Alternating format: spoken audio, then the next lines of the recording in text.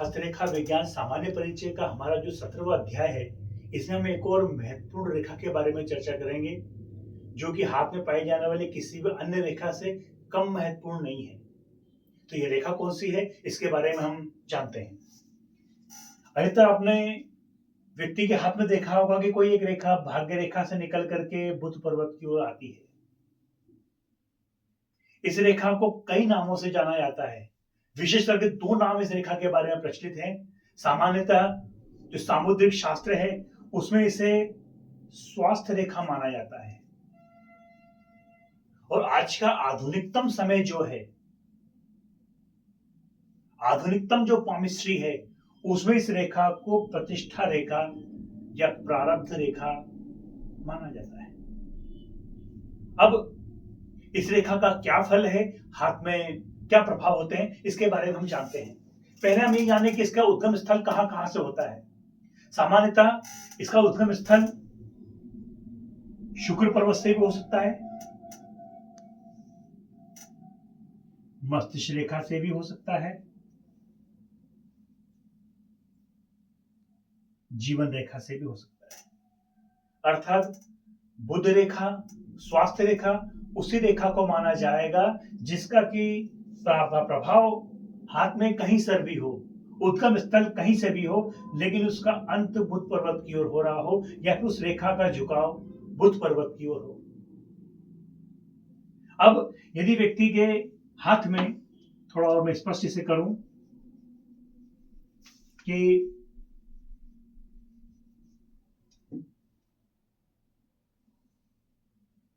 ये पहला जो स्वरूप है वो हाथ में परिलक्षित हो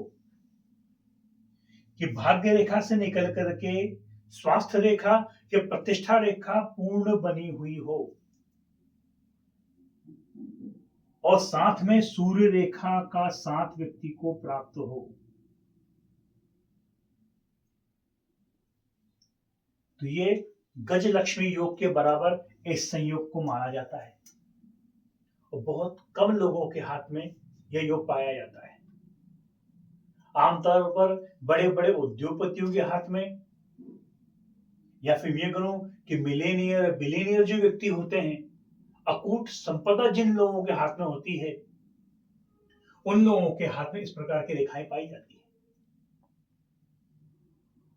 अब इसका एक विशेष गुण यह होता है कि जब भी यह रेखा भाग्य रेखा से प्रारंभ होकर के बुध पर्वत की ओर पहुंचेगी, तो इसके पहले वाले अध्याय में मैंने आपसे कहा था, मनी ट्रायंगल के बारे में मैंने जिक्र किया था उस अध्याय में, तो मनी ट्रायंगल का संयोग भी साथ में बनाती है।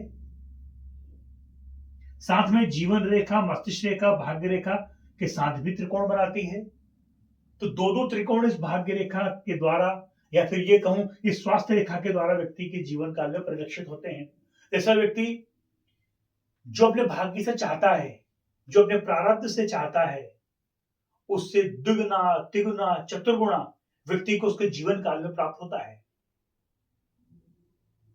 अब इसका उल्टा हम चलते हैं कि यदि यह स्वास्थ्य रेखा या फिर ये जो हमारी स्वास्थ्य रेखा है, इस प्रकार से टूट टूट करके बुध पर्वत की ओर जा रही है और हृदय रेखा पर द्वीप हो, मस्तिष्क रेखा पर द्वीप हो या फिर जीवन रेखा पर द्वीप हो, इन तीनों रेखाओं पर कहीं पर भी द्वीप जैसी आकृति बनी हुई हो, साथ में जो स्वास्थ्य रेखा है या प्रतिष्ठा रेखा है वो बार बार टूट करके बनी हुई हो, तो ऐसे व्यक्ति के जीवन में 2 परिणाम हो सकते हैं। पहला, तो ऐसा व्यक्ति अच्छे कर्म करने के उपरांत भी अपने जीवन काल में अप्रतिष्ठा को प्राप्त होता है, और यदि अप्रतिष्ठित ऐसा व्यक्ति नहीं हुआ तो ऐसा व्यक्ति निश्चय ही टीबी या दमे का रोगी अपने जीवन काल में होता है। मैंने अपने इतने साल का जो हस्तरेखा का जो मेरा अनुभव है, उसमें प्राय यही देखने में आया है कि भाग्य रेखा पूर्ण बनी हुई थी, जीवन रेखा, मस्तिष्क रेखा विशुद्ध थी, पर उसमें स्वास्थ्य रेखा बिल्कुल टूट करके बनी हुई थी और हृदय रेखा पर द्वीप था। तो उस व्यक्ति की जो स्थिति हुई वो बड़ी दयनीय हुई।